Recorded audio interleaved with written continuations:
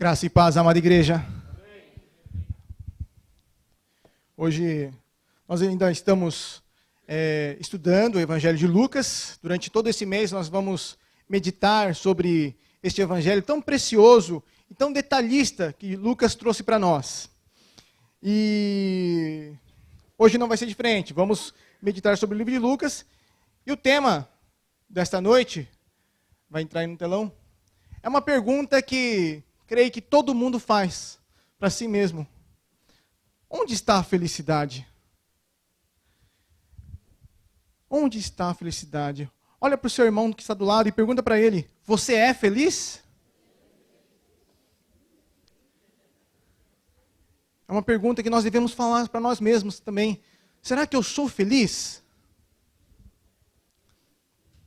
Gostaria de pedir para os amados irmãos que abrissem suas Bíblias no Evangelho de Lucas, capítulo 6, a partir do versículo 12.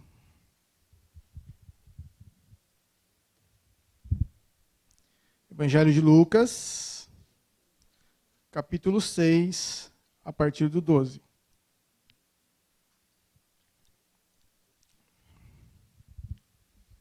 Amém, amados? Eu vou ler e vocês acompanhem na Bíblia de vocês. Lucas 6,12. Diz assim a palavra do Senhor. Num daqueles dias, Jesus saiu para o monte a fim de orar e passou a noite orando a Deus. Ao amanhecer, chamou seus discípulos e escolheu 12 deles, a quem designou apóstolos. Simão, a quem deu o nome de Pedro, seu irmão André, Tiago, João, Filipe, Bartolomeu, Mateus, Tomé, Tiago, filho de Alfeu, Simão, chamado Zelote, Judas, filho de Tiago, e Judas Iscariote, que veio a ser o traidor. Jesus desceu com eles e parou num lugar plano. Estava ali muito dos seus discípulos e uma imensa multidão, procedente de toda a Judéia, de Jerusalém, do litoral de Tiro e de Sidom, e que vieram para ouvi-lo e serem curados de suas doenças. Os que eram perturbados por espíritos imundos ficavam curados, e todos procuravam tocar nele, porque nele saía poder que curava todos. Olhando para os seus discípulos, ele disse: Bem-aventurados vocês, os pobres, pois vocês pertencem ao reino de Deus. Bem-aventurados vocês que agora têm fome, pois serão satisfeitos. Bem-aventurados vocês que agora choram, pois haverão de rir. Bem-aventurados serão vocês quando os odiarem, e expulsarem, insultarem, e eliminarem o nome de vocês como sendo mal, por causa do Filho do Homem. Regozijem-se nesses dias, e saltem de alegria, porque grande é a sua recompensa no céu, pois assim os antepassados deles trataram os profetas. Até aqui, amado. Vamos orar mais uma vez. Feche seus olhos.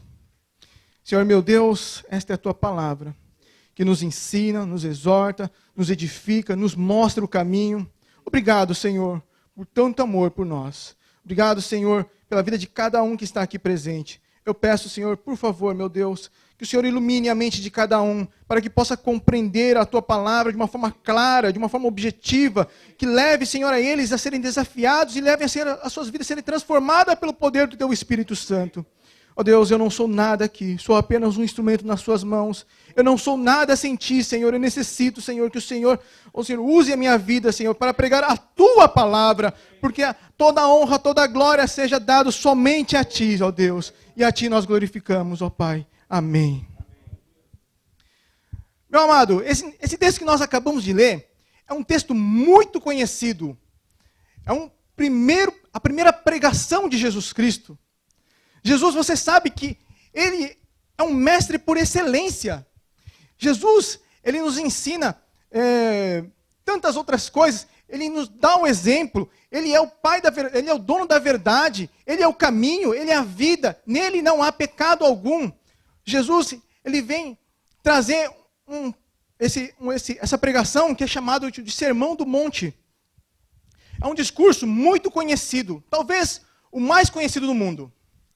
E o interessante é que nesse discurso, Jesus ele fala coisas importantíssimas para nós, para as nossas vidas, e que nós muitas vezes não entendemos o que Jesus está dizendo aqui.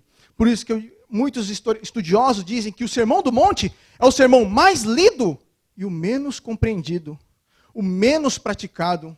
Infelizmente, o mundo caminha para um caminho de destruição.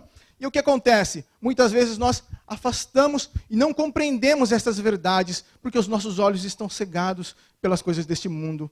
Mas nesta noite eu tenho certeza que Deus quer abrir a sua visão, quer mostrar para você o caminho, quer mostrar os princípios verdadeiros, para que você tenha uma verdadeira felicidade. Porque muitas vezes nós buscamos felicidade em coisas que realmente não nos trazem felicidade, só uma felicidade passageira.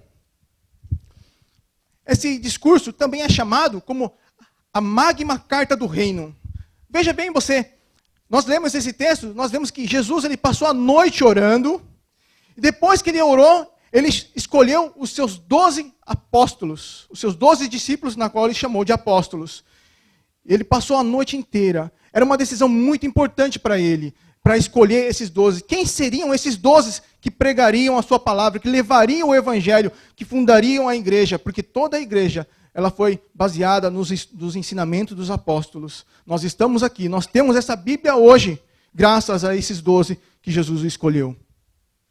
Então, logo depois que Jesus escolheu os 12, ele veio, chamou eles, os seus discípulos, e pregou o Sermão do Monte. Por isso que o Sermão do Monte, ele também é conhecido como o Sermão da Ordenação dos 12. Olha que interessante, meu amado. É como se fosse um jovem pastor e fosse receber as suas primeiras instruções para começar o seu ministério. Por isso, você vê a grande importância que é o Sermão do Monte para nós.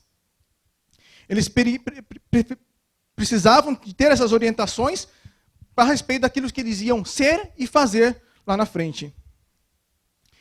Olha que no início do ministério de Jesus, ele veio pregando: arrependei-vos, porque está próximo o reino dos céus. Essa foi o princípio, o início do ministério de Jesus. E logo após isso, Jesus ele trouxe o Sermão do Monte, falando para nós: olha, os meus discípulos, os verdadeiros cristãos, não são como são os do mundo. Existe uma grande diferença. Os valores do mundo são contrários aos valores de Deus. E isso que Jesus veio trazer para nós dentro desse sermão, mostrando enquanto o mundo ele valoriza as coisas tipo como, olha, busque os seus objetivos, passe por cima de quem for, não chore, né? Continue arrogante, levanta o nariz, estufa o peito, vai batendo de frente mesmo, faça tudo possível para você alcançar o topo. Enquanto Jesus ele prega algo totalmente diferente disso. E essa felicidade muitas vezes é mal compreendida. E hoje nós vamos entender o que Jesus quis dizer com esse Sermão do Monte. Por isso precisamos ter o máximo de seriedade, meus amados, com esse Sermão do Monte. Porque ele contém os mais altos padrões. Ele contém os maiores valores. As prioridades do cristianismo. Eu sempre falo para os jovens, olha, se você ter os princípios do cristianismo dentro de você, dificilmente você vai cair. Porque às vezes a gente fica em dúvidas em coisas assim que, será que eu faço? Não. Se você tiver os princípios do cristianismo, eu tenho certeza que você há de escolher sempre o caminho correto na sua vida. Porque muitas vezes, nos desafios da nossa vida, existem 2 caminhos para você percorrer. E muitas vezes nós nos encontramos nessa encruzilhada e ficamos na dúvida em qual caminho andar. Então, se você tiver firmemente fixado no seu coração, na sua mente, claramente, os princípios do cristianismo, com certeza você vai tomar um caminho de uma forma segura e direta. Amém? E é isso que eu desejo hoje para você nesta noite. Sem dúvida, é o maior sermão da história. Porque o cristianismo, sabe, meus amados, quando a gente falamos assim do Sermão do Monte, eu perguntei para você, onde está a felicidade? O cristianismo é a religião do prazer e da felicidade. Isso pode parecer até meio chocante, meio contraditório, porque a gente sempre ouve falando assim que é necessário renúncia, é necessário que a escola do sofrimento é a escola que Deus usa para te moldar. A gente vê também sempre que que nós devemos negar a nós mesmos. Então, como assim, né? O cristianismo,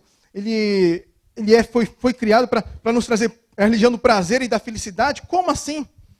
Porque a questão não é se podemos ou não ser felizes. A questão é, aonde está a felicidade? Essa que é a grande questão que nós vamos discutir hoje.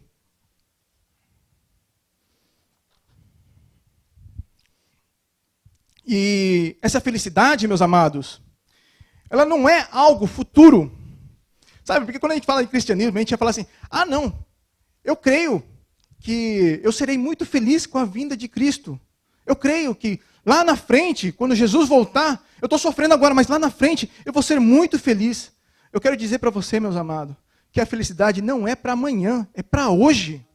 A felicidade em Cristo Jesus, você se vive hoje, não é lá na frente, meus amados. Eu quero te mostrar isso, porque muitas vezes as pessoas acham que só vou ser feliz quando Jesus voltar. Mas Jesus já reina, meu amado. Eu quero te informar isso, que Jesus já reina nesse lugar. Então não é algo vindouro, não é algo futuro. Essa felicidade é para agora. O reino de Deus nós vivemos hoje. Olha, porque quando Jesus falou, né, em Mateus capítulo 4, versículo 17, desde então começou Jesus a pregar dizendo, arrependei-vos porque é chegado o reino dos céus. Quando Jesus fala assim, é chegado o reino dos céus, ele se implantou a partir da morte de Jesus, a morte e ressurreição de Cristo. A partir daí, nós entendemos que o reino de céus começou. Então, o reino dos céus já chegou, meus amados. Não é à toa que nós, seres humanos, temos um desejo de alcançar o prazer e a felicidade em nossas vidas. Deus colocou isso dentro de nós, esse desejo. O problema é que nós buscamos essa felicidade nas coisas erradas. Porque onde que está o prazer? Onde é que está a nossa felicidade? Será que ele está no dinheiro? Muitos daqui que vieram aqui para o Japão, vieram em busca de dinheiro, porque achavam que dinheiro era a solução dos seus problemas, poderia resolver também, sim, muitos problemas, mas eu digo para você, ela não é uma felicidade duradoura, é uma felicidade passageira. Será que então a minha felicidade está no sucesso de ser um homem reconhecido, famoso, ter várias pessoas me admirando? Com certeza não. Será que está no casamento? Muitos jovens acham que a felicidade está no casamento. Falam, quando eu conseguir me amado, quando eu conseguir o meu esposo, eu vou ser plenamente feliz. E depois que casa, descobre que não é nada disso.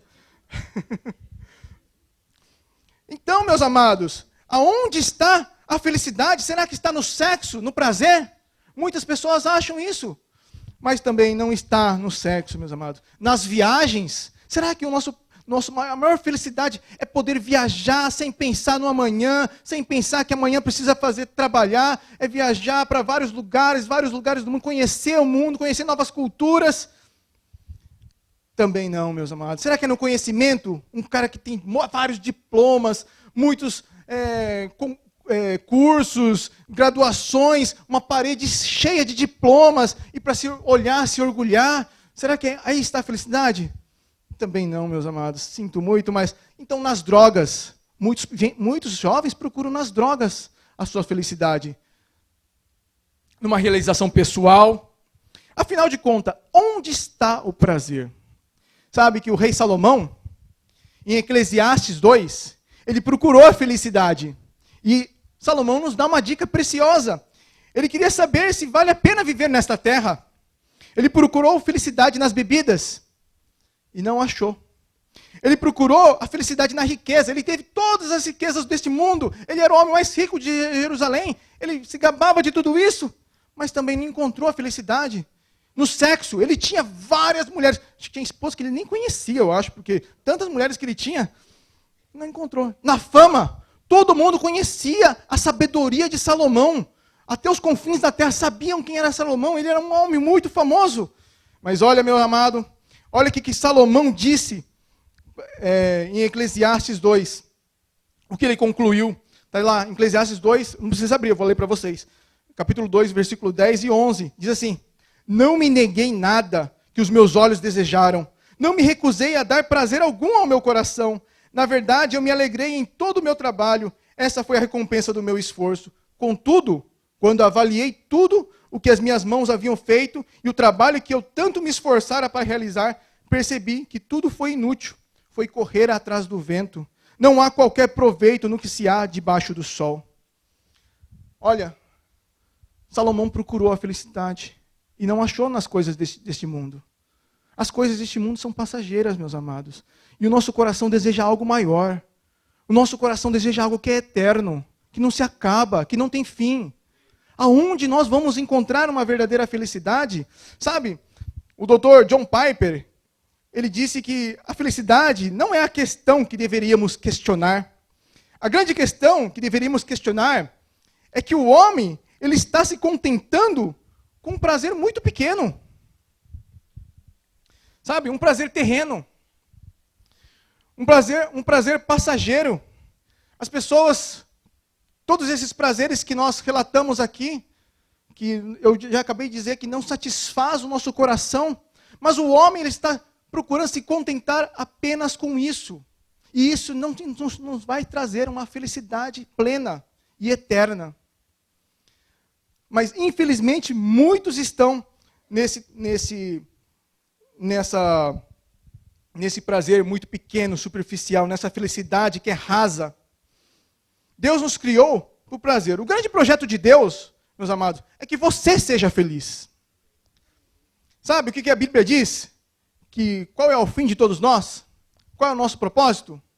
A Bíblia fala que nosso propósito é glorificar a Deus e gozá-lo para sempre. Se alegrar nele para sempre. Esse é o propósito de Deus. Deus te colocou aqui na terra exatamente por isso, meus amados. Para que você glorifique o nome dele e que você se alegre nele para todo sempre. Mas o homem tem se contentado com uma alegria passageira. Sabe, Agostinho de Hipona, ele retratou bem isso. Numa frase no livro dele de Confissões, ele diz: Senhor, tu nos criastes para ti. A nossa alma não terá descanso até repousar em ti. Sabe, meus amados, a nossa felicidade está em Deus.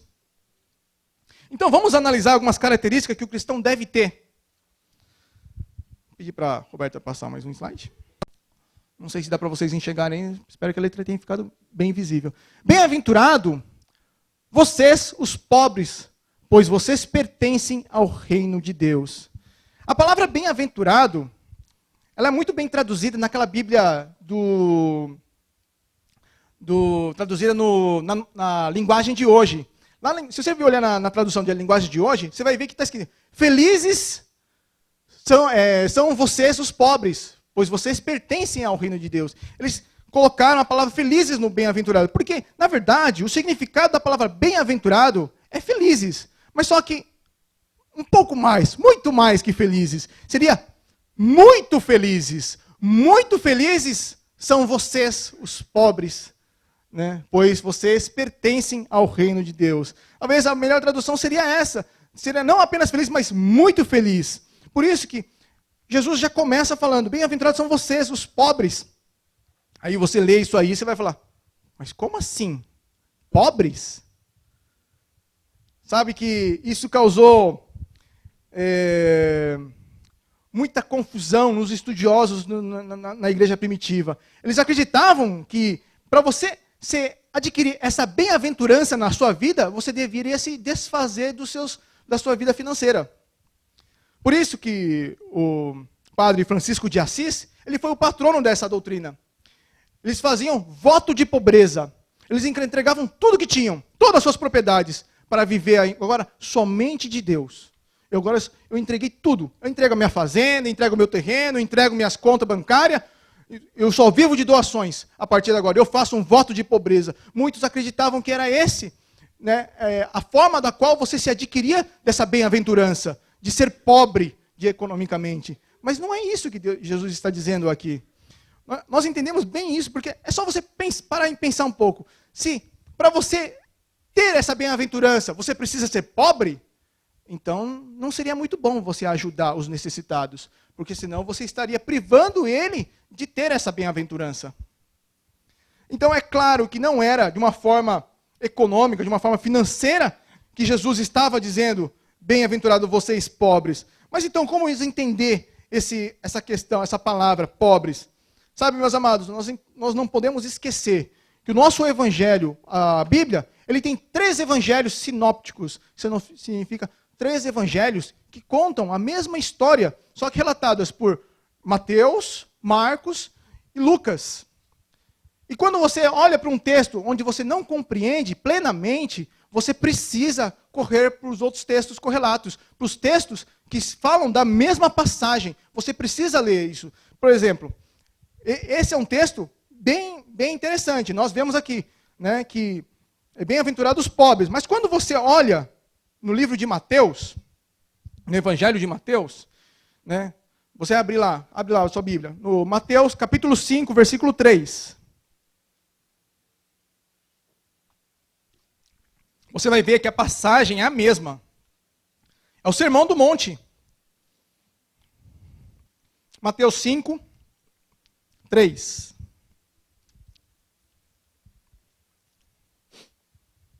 Amém, amados?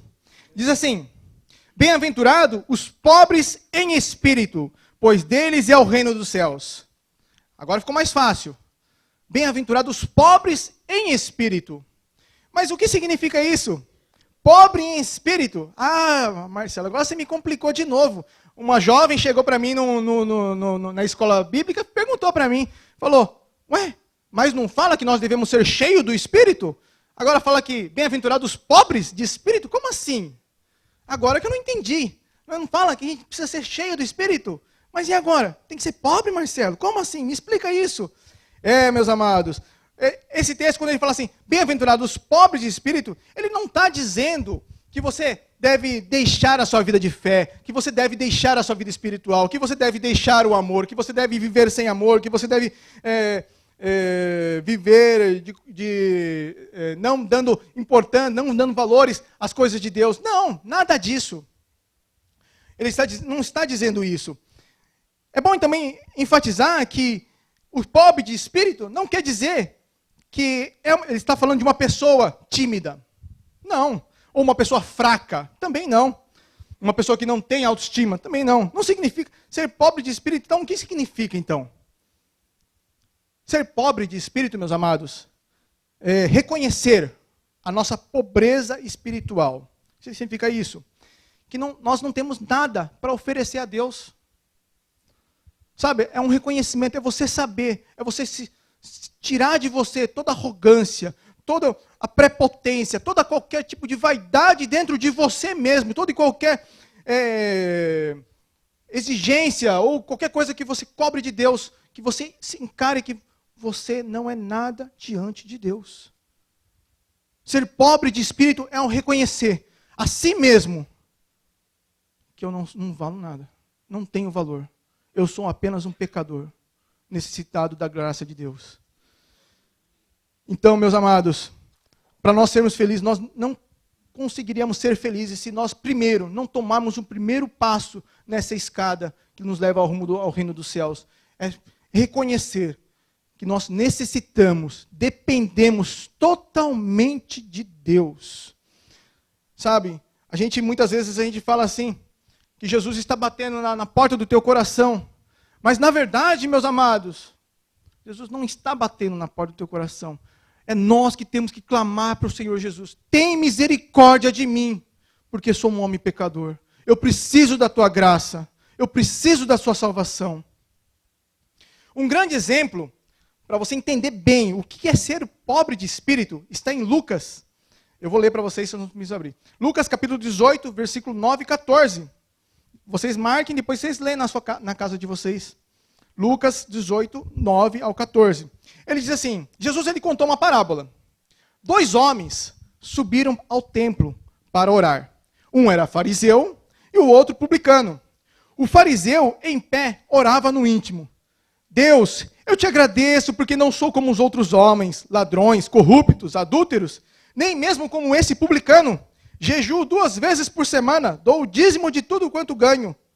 Mas o publicano ficou à distância. Ele nem ousava olhar para o céu e batendo no peito dizia, Deus, tem misericórdia de mim, que sou pecador. Eu lhe digo que este homem, e não o outro, foi para casa justificado diante de Deus. Pois quem se exalta será humilhado, e quem se humilha será exaltado. Olha, meus amados, que história que Jesus nos conta aqui. Sabe, o pobre de espírito é o publicano, que reconhecia a sua fragilidade diante de Deus. Ele nem ousava olhar para os céus. Ele falava, se propício a mim, pecador. O que Jesus quer é que você largue da sua religiosidade, que você largue dos seus preconceitos, que você receba Deus e dependa dele de todo o teu coração. Não seja como esse fariseu, mas sim como um publicano, gritando diante do Senhor, se propício a mim, pecador. É o pobre em espírito. Sabe, ser pobre de espírito é tão importante que é apresentado como a primeira bem-aventurança nesse Sermão do Monte. Porque se você não... Ela é a base de tudo. A primeira atitude que você deve tomar para você ser possuidor, para você se apropriar dessas bem-aventuranças, é você compreender esse item tão importante que é ser pobre em espírito. Porque o texto é bem claro. Ele diz assim, bem-aventurado os pobres de espírito, pois vocês pertencem ao reino de Deus. Então, se você não for pobre de espírito, jamais você entrará no reino de Deus. Jamais. É a primeira base que você tem que ter para você ser pobre de espírito. A segunda característica que nós aprendemos dentro do Sermão do Monte, diz assim, bem-aventurado os que choram, pois serão consolados. Talvez esse versículo seja um dos maiores paradoxos da Bíblia. Ele diz assim, bem-aventurado os felizes infelizes. Sabe, meu amado? Bem-aventurados os que choram. Por que aqui? Nós temos que entender o que significa essa palavra chorar. Chorar, nas originais, é uma palavra muito forte que foi usada aqui. Ela é também usada para quando um ente querido morre. Como Jacó. Jacó, ele tinha seus filhos, e quando José, que era o seu filho predileto, que ele muito amava, quando ele recebeu a notícia que seu filho havia morrido, ele chorou. Mas chorou com uma dor tão profunda, que era essa mesma palavra que é usada aqui. Bem-aventurados que choram. É um choro de profunda tristeza. É um choro de dor. É um choro mais profundo da sua alma. Mas é preciso saber também que nem todos que choram serão bem-aventurados. E nem todos que choram serão consolados. Porque nós choramos por diversas causas. Convenhamos, nós choramos, né, pela perda, nós choramos quando nós nos sentimos derrotados, com a decepção, com o desespero, nós choramos pela saudade, nós choramos pela solidão, pela depressão, nós choramos por amor. Mas para entender esta bem-aventurança, nós temos que entender que tipo de choro é esse. Não é um choro pelas coisas deste mundo, com certeza não. Pelas derrotas, pelas conquistas, pelos sonhos não conquistados, por não entrar numa faculdade, por não ser correspondido por uma outra pessoa. Não é um choro por perda material ou dano. Sabe, um grande exemplo disso a gente vê, Judas Iscariotes. Ele chorou. É interessante que, apesar de Judas reconhecer o seu erro, confessar o seu pecado, né, e restituir o seu erro, ele devolveu as 30 moedas de prata. E ele falou, traí sangue inocente. Ele reconheceu a sua falha. Mas, no entanto, Judas foi para o inferno. Por quê? Porque o seu choro foi um choro de remorso. E bem-aventurado aqui, esse choro que Deus nos fala é um choro de arrependimento. É um choro de tristeza, de reconhecer que eu sou pecador, que eu necessito da graça de Deus. Então Judas, quando ele errou, apesar de ele ter reconhecido o seu erro, ter restituído o seu erro com as 30 moedas de prata, e apesar dele chorar amargamente, ele teve remorso, ele tentou fazer justiça com as suas próprias mãos. Ao invés de buscar a Deus, ele tomou a si mesmo, fez justiça com ele mesmo, e se matou, e foi para o inferno. E esse não é o tipo de choro que nos leva para a felicidade. E sim um choro de arrependimento. Uma tristeza pelos nossos pecados. Sabe, em 2 Coríntios, capítulo 7, versículo 9, Paulo diz assim: a tristeza, segundo Deus, produz um arrependimento que nos leva à salvação, e não remorso. A tristeza, segundo o mundo, produz morte. Esse choro, meus amados, bem-aventurados que choram, é aqueles que choram pelos seus pecados, que reconhecem que são pecadores, que eles estão arrependidos da sua vida de pecado. Sabe o que é arrependimento, meus amados? Arrependimento é mudança de pensamento, mudança de atitude. É como o irmão falou na quarta-feira, metanoia. É mudança de pensamento. É você dar a meia volta. Arrependimento é você dizer para si mesmo, nunca mais eu faço isso. Porque se você voltar a fazer, é porque você não se arrependeu do seu pecado. Então, é nós mudarmos a nossa vida e nos voltarmos a Deus, que é o nosso único consolo. Porque aí sim, quando nós nos arrependemos dos nossos pecados, nós nos apropriamos dessa bem-aventurança, pois serão consolados. E o consolo é a salvação em Cristo Jesus. É a graça infinita de Deus, que nos alivia de todo o desespero. Amém, amados? Vamos para o próximo bem-aventurança?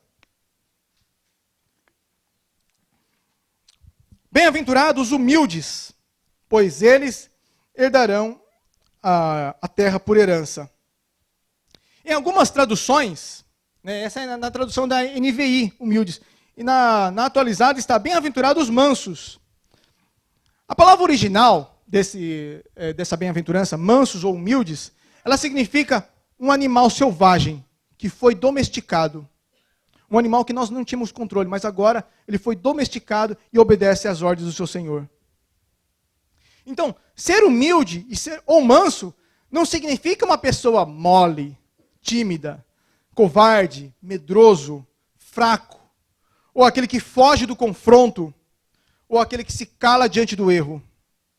O próprio Senhor Jesus disse em Mateus 11, 29, tomem sobre vocês o meu jugo e aprendam de mim, pois sou manso e humilde de coração, e vocês encontrarão descanso para as suas almas.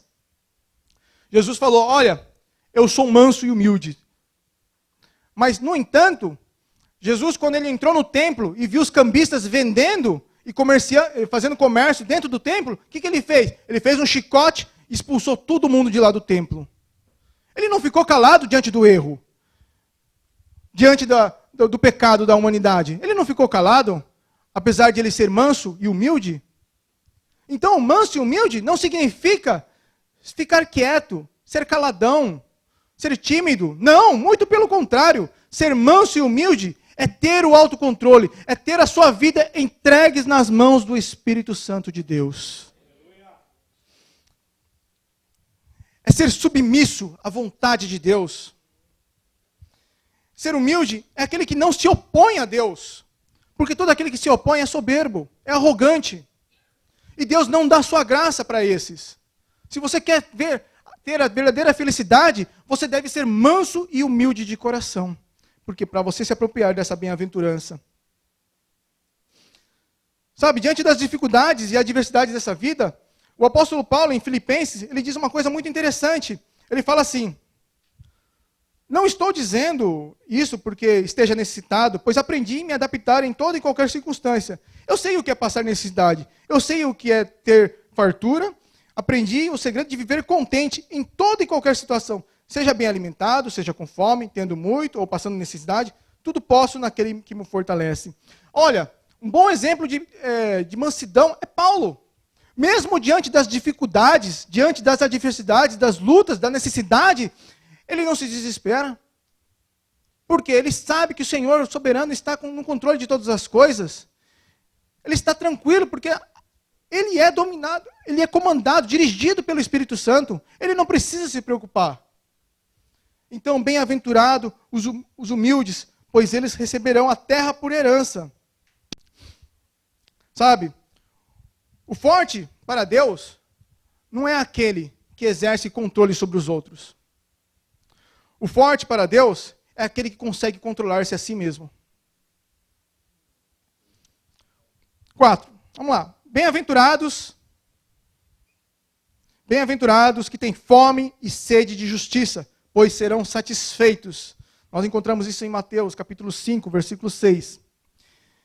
A primeira coisa que nós vemos quando eu li esse versículo, bem-aventurados que têm fome e sede de justiça. Interessante, né? Por que ele usa fome e sede? São duas coisas que nós precisamos para nós vivermos. Nós temos que ter fome e sede. São duas coisas básicas em nossa vida. Se nós não comemos e não bebemos, nós morremos. Mas é claro que essa bem-aventurança não se trata de comida nem bebida, mas viver uma vida entregue nas mãos de Deus. A conduta do crente, ele deve agradar a Deus. Porque é fome e sede de justiça. Nós devemos sempre fazer aquilo que agrada ao Senhor. A vida do cristão deve ser uma vida de busca, em primeiro lugar, o seu reino e a sua justiça. Como eu falei para os jovens na escola bíblica. Olha, jovens, a vida do cristão, ela nunca está estável. Ela sempre está subindo ou descendo. Se você vai falar assim, agora eu estou tranquilo, não estou buscando Deus, mas eu não estou pecando, mas eu estou de boa aqui. Ó. Não, você não está. Você está caindo.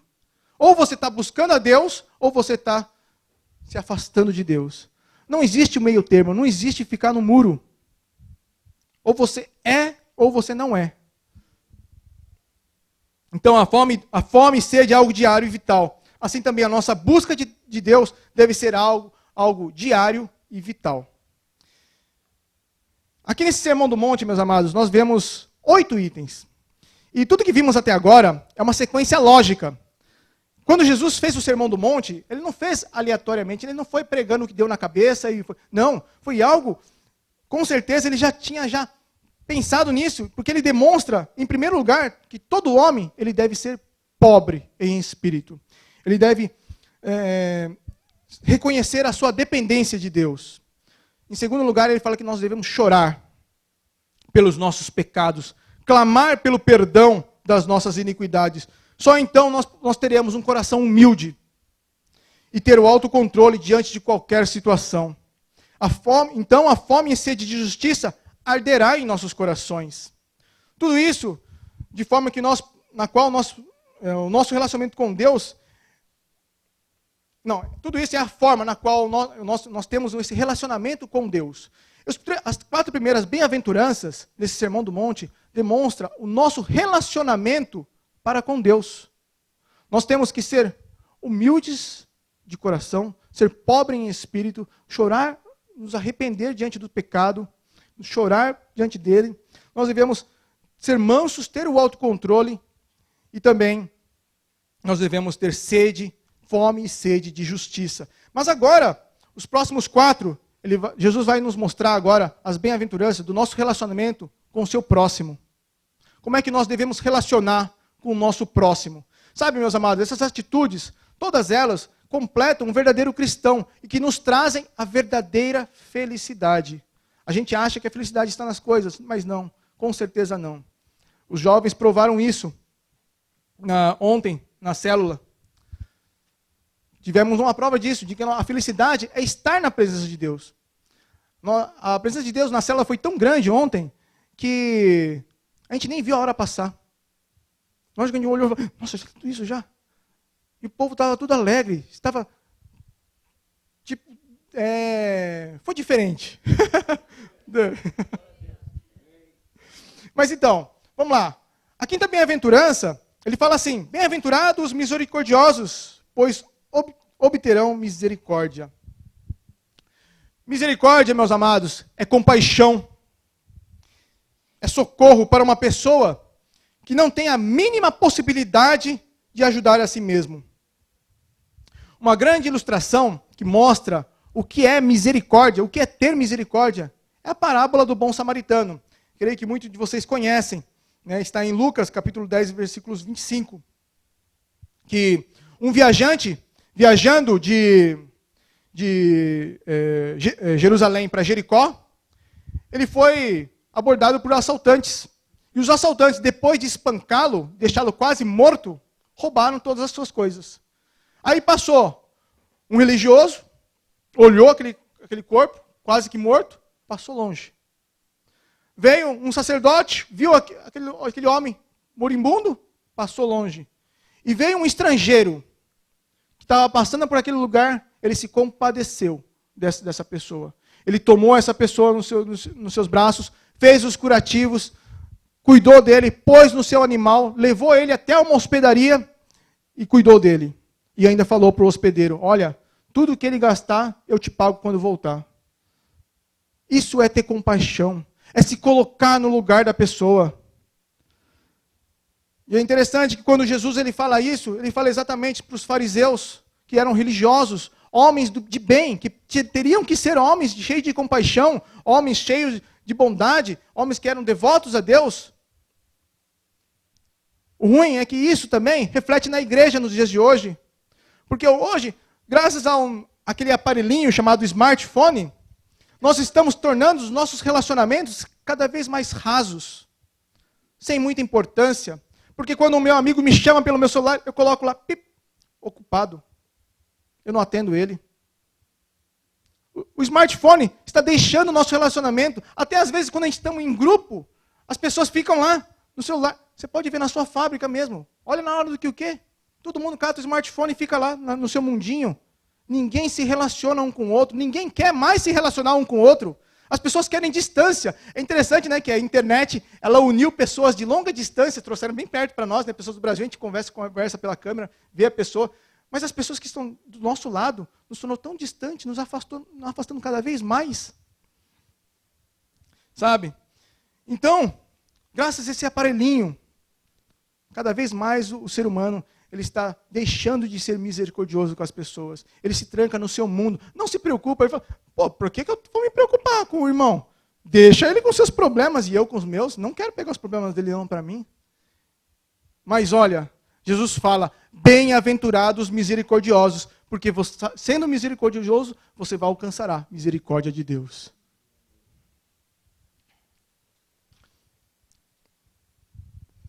Cada vez mais nessa geração egoísta, nós não queremos ser o abençoador, nós queremos ser o abençoado.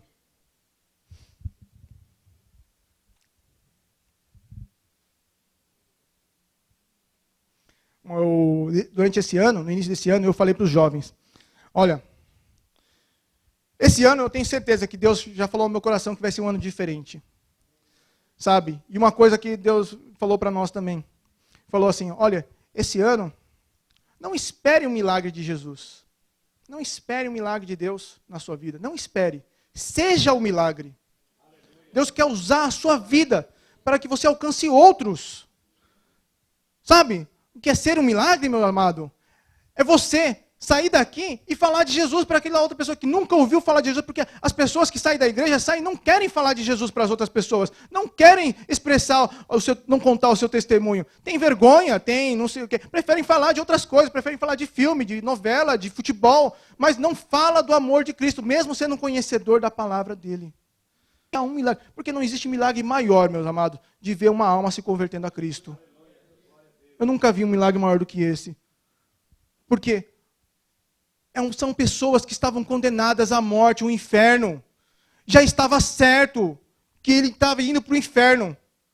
Mas quando ele conhece a graça de Deus, Deus o tira das trevas e leva ele para a sua maravilhosa luz. Não existe, Senhor, não existe milagre maior do que esse, meus amados. Então, seja um milagre esse ano. Não espere um milagre de Deus, seja um milagre. Você pode ser milagre de várias formas, sabe? Deixa eu contar um testemunho. Uma vez, meu horário está esticando, né, também. Uma vez eu estava passando por dificuldade financeira, gente. Era na época da crise. Não tinha nada para mim comer. Estava tão feia a coisa, eu estava de seguro-desemprego, E graças a Deus a igreja mensalmente me dava uma cesta básica, senão não tinha nada mesmo para comer. Eu contava as moedinhas, eu parava, não, estava morrendo de sede, assim, parava na máquina de refrigerante, falei, não, vou tomar água lá em casa. Sempre assim. Eu não saía mais de carro para não gastar gasolina. Deixava tudo lá em casa, assim, andava a pé, de bicicleta, só ia para o Hello Work e voltava. Era na época da crise. E uma vez uma visita ia lá em casa e eu não tinha o que oferecer para ela, para essa visita.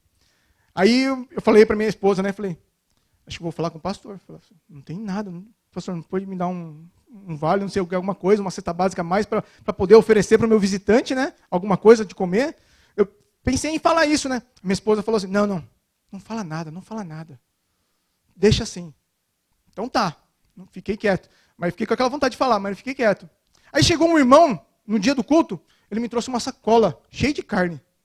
Falou, irmão, Deus falou me entregar para você. Nossa, aquilo eu chorei, porque eu falei, como?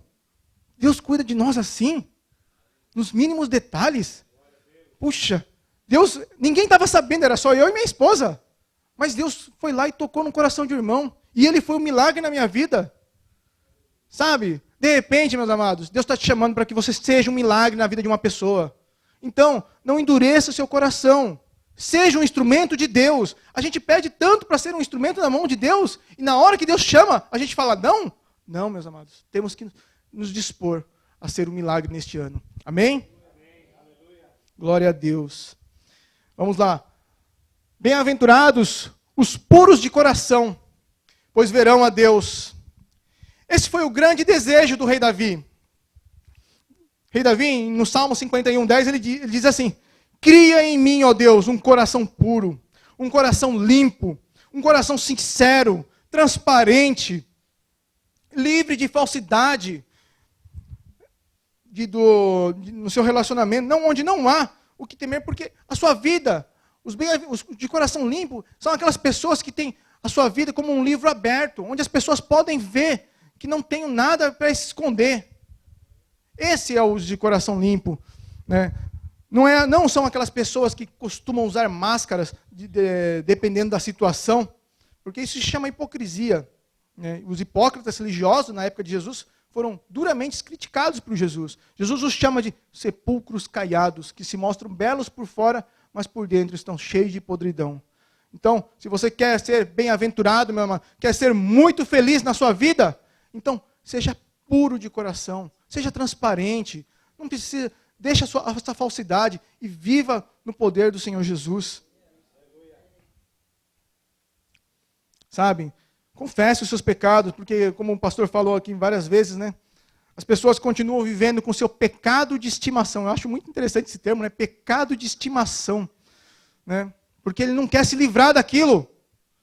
E ele cuida como fosse um bichinho de estimação. Esconde dentro do seu coração, no fundo da sua alma, e não sabe, mal sabe ele que esse bichinho de estimação vai levar ele para o inferno.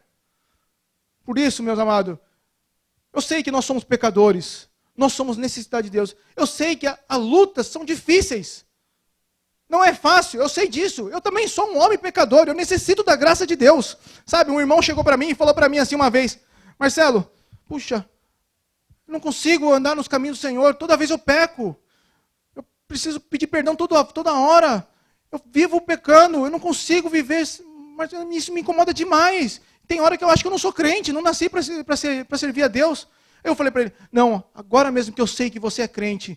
Por quê? Porque o pecado te incomoda, o pecado não te deixa quieto. Você quer vencer, mas mesmo diante das dificuldades, você está procurando um jeito para vencer. É porque, ó, meu amado, Deus está te mostrando, olha, não adianta você vencer o pecado com as suas próprias forças. Você não vence o pecado com as suas próprias forças. Você não vence o seu vício com as suas forças. Ah, eu vou parar de fumar. Ah, deixa o cigarro para longe lá, que eu não quero fumar. Não é desse jeito que você vence. Você vence o pecado e o vício quando você entrega nas mãos do Senhor Jesus. Quando você chega diante da dificuldade, da tentação, fala, Senhor, eu sei que o Senhor me livrou. Eu já não preciso mais disso. Eu vivo por Ti. Eu estou aqui para glorificar o Teu santo nome e não para te envergonhar. Eu tenho certeza que naquele momento Deus vai te dar forças para você resistir à tentação.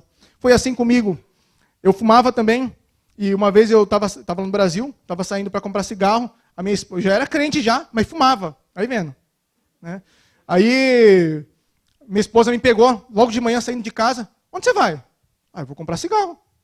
Não, fica sem fumar hoje, você não precisa mais disso. Foi uma palavra profética. Nunca mais eu fumei. Nunca mais pus um cigarro na boca depois daquilo. Então, meus amados, confiem em Deus, que Ele os livra. E a nossa sétima bem-aventurança: bem-aventurado os pacificadores, pois serão chamados filhos de Deus. Sabe, nós temos uma grande necessidade nos dias atuais de pacificadores. Tem tanta gente aí no mundo que gosta de uma briga. Sabe, brasileiro é assim, não sei os latinos, mas os brasileiros quando gruda dois, ninguém vai separar não. Os caras começam a gritar, porrada, porrada. É bem assim. O que mais falta nesse mundo são pacificadores.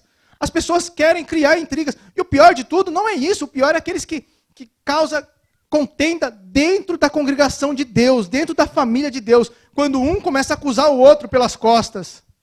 Sabe? Esse é um dos pecados que Deus abomina. Deus fala claramente, eu abomino aqueles que criam contenda entre irmãos.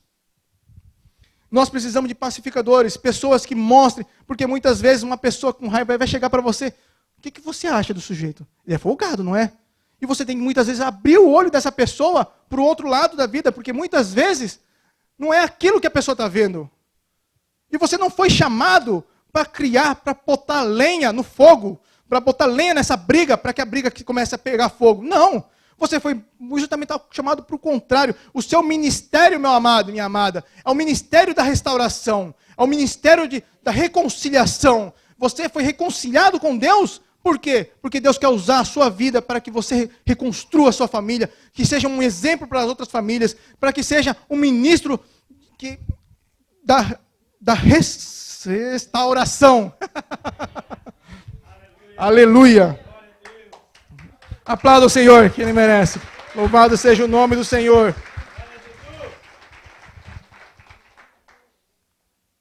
Bem-aventurados são os pacificadores.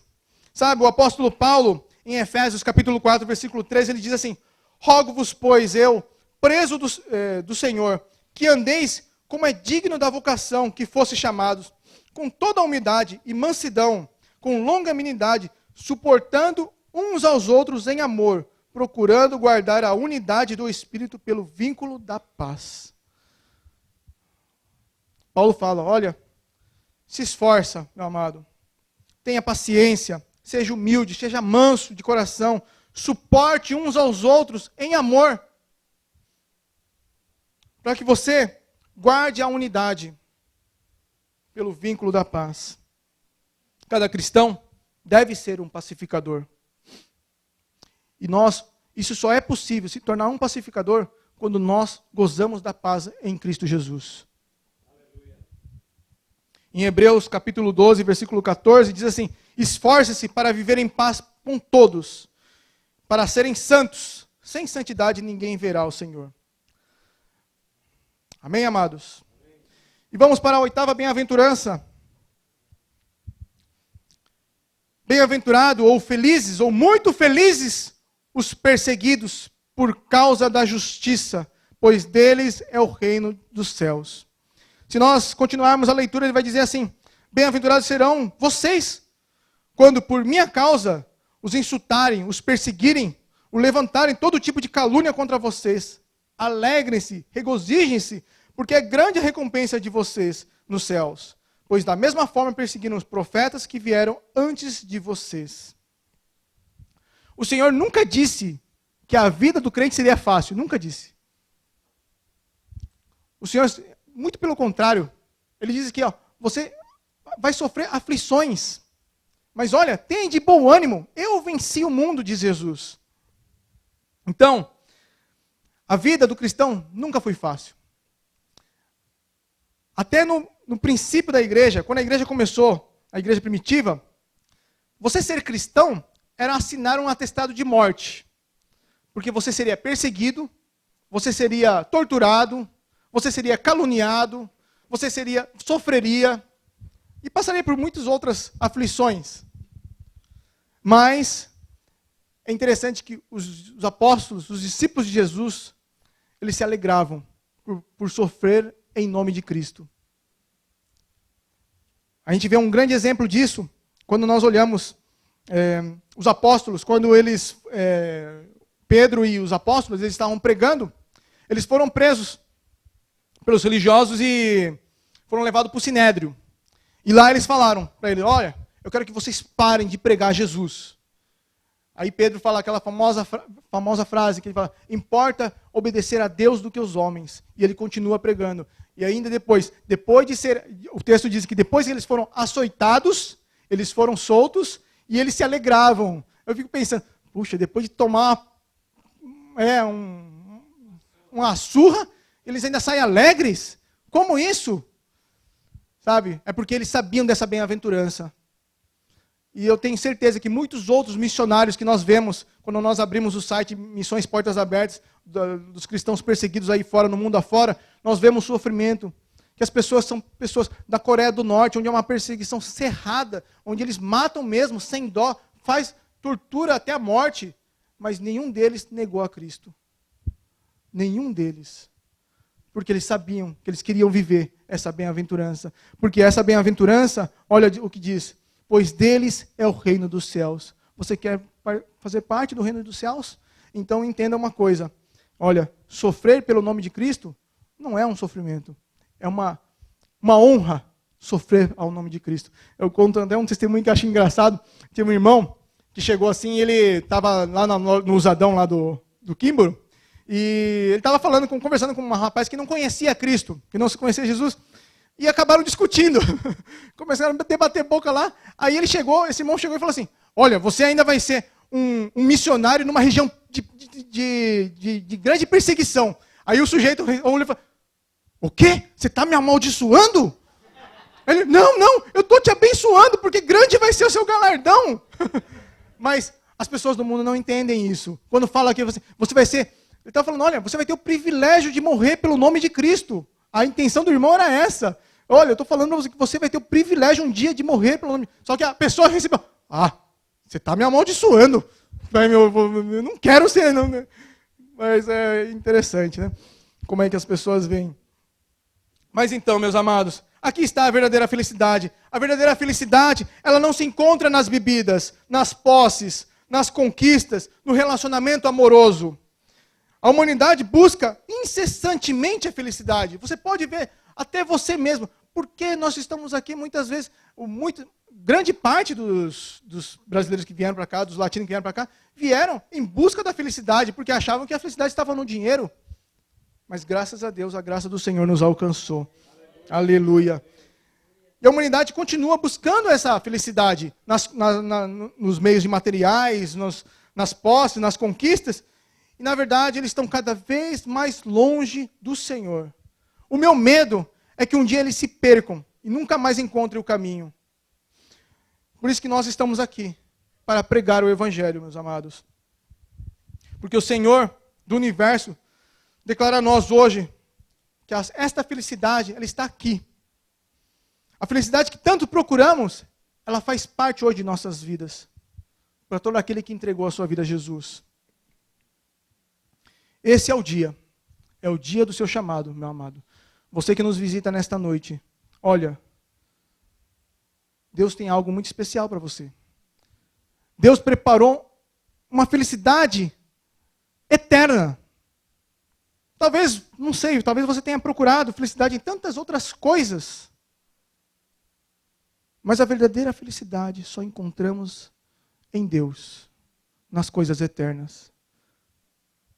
Você pode até achar assim, não, eu estou tão triste. Aí você vai num shopping, faz uma compra. Ai, que felicidade, comprei tudo aquilo que eu queria. Mas você pode ver, daqui 1 mês, daqui 2 meses, lá já não vai fazer sentido para você. Aí você vai cair em si. Nossa, tudo que eu tenho aqui é passageiro. Nada é duradouro. Aonde está a verdadeira felicidade? E eu te digo, Jesus nos ensina aqui que as bem-aventuranças, para você ser muito feliz, é no seu relacionamento para com Deus e para com o seu próximo. Amém? Vamos nos colocar de pé, meus amados. Eu gostaria de convidar o pessoal do louvor aqui à frente.